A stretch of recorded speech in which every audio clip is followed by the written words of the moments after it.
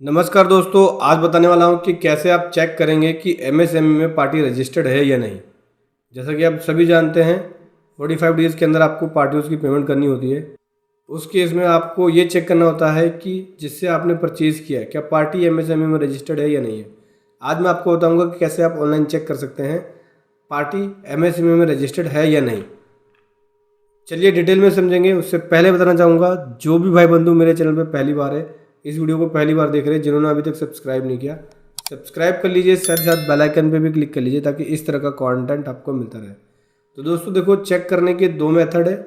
आप GST number और pan number के ज़रिए चेक कर सकते हैं, ठीक है, कि पार्टी एमएसएमई में रजिस्टर्ड है या नहीं है। ठीक है, इसके लिए आपको ये जो चेक होता है वो उद्यम आधार पोर्टल पे होता है। इसके लिए आपको कुछ नहीं करना, गूगल पे आएंगे और यहाँ पे लिखेंगे उद्यम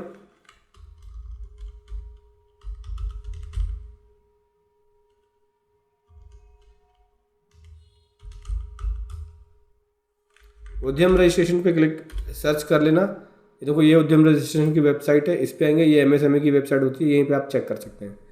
ठीक है, यहाँ पे जाने के बाद आपको जाना है इस वाले ऑप्शन पे, पहले ऑप्शन पे, for new entrepreneurs who are not registered at as MSME. तो इस वाले पे क्लिक करेंगे। यहाँ पे ये बोलते हैं कि ऐसे एंटरप्रेन्योर्स जिन्होंने एमएसएमई में रजिस्ट्रेशन पहले नहीं लिया, तो यहाँ पे क्लिक करेंगे तो इस तरह से विंडो खुल जाएगी। ध्यान रखना, चेक करने के लिए अगर आपके पास जीएसटी नंबर है या पैन नंबर है तो साथ में आधार नंबर होना चाहिए, तभी आप चेक कर पाएंगे। अगर किसी भी पार्टी का आपके पास जीएसटी नंबर है या पैन नंबर है और आपको चेक करना है कि एमएसएमई में है, तो उसका आधार नंबर आपके पास होना चाहिए, तभी आप चेक कर पाएंगे।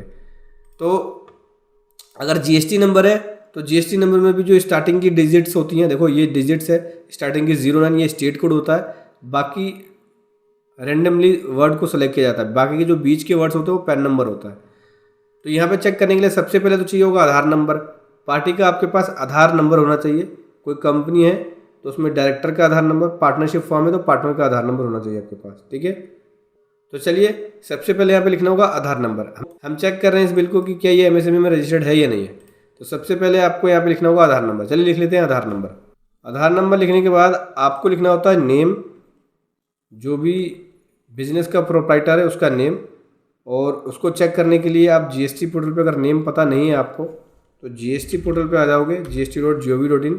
यहाँ पे सर्च टैक्स पेयर पे आओगे और सर्च बाय जीएसटीएन पे आओगे। ठीक है, यहाँ पे कुछ नहीं करना, बस आपको जीएसटी नंबर लिखना है। जैसे कि मैं आपको दिखाता हूँ, देखो ये जीएसटी नंबर लिखा है। चलिए लिख लेते हैं।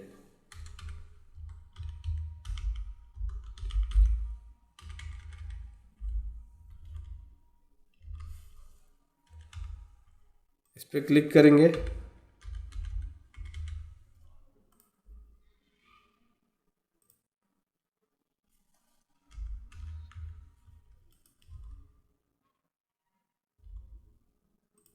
सर्च पे क्लिक करेंगे, देखो ये आ जाएगा लीगल पर्सन का नेम। जो नेम है वही सेम नेम आधार पे होता है, क्योंकि जो लीगल पर्सन का नेम है वो पैन और आधार पे बिल्कुल सेम होता है। लेकिन कंपनी और पार्टनरशिप फॉर्म के केस में अलग होता है।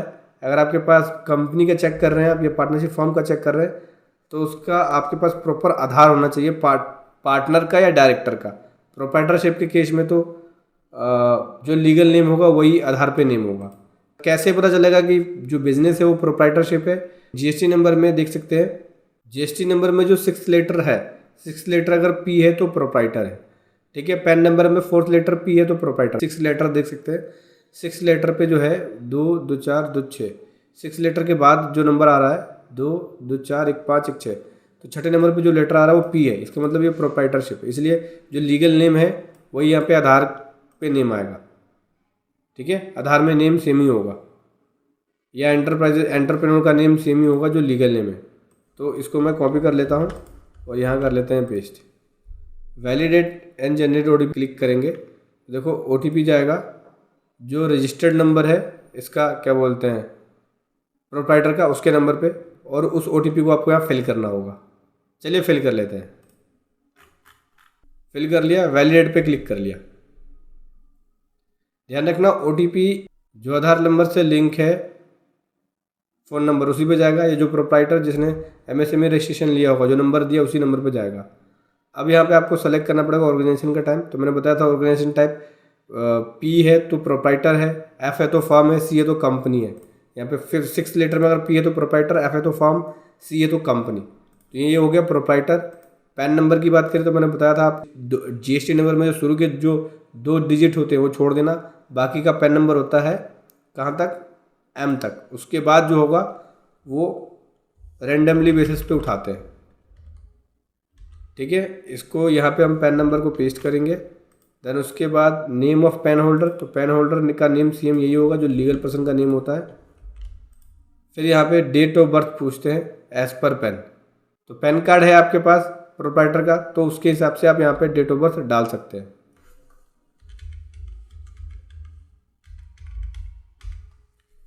ये डाल दिया, उसके बाद यहाँ पे क्लिक किया और पैन को वैलिडेट किया। तो जैसे ही पैन को वैलिडेट करेंगे देख सकते हैं यहाँ बोलता है कि मतलब उद्यम रजिस्ट्रेशन है, एमएसएमई रजिस्ट्रेशन है, ऑलरेडी इस पैन पे अलॉट हो चुका है, पहले से इनको उद्यम रजिस्ट्रेशन मिल चुका है।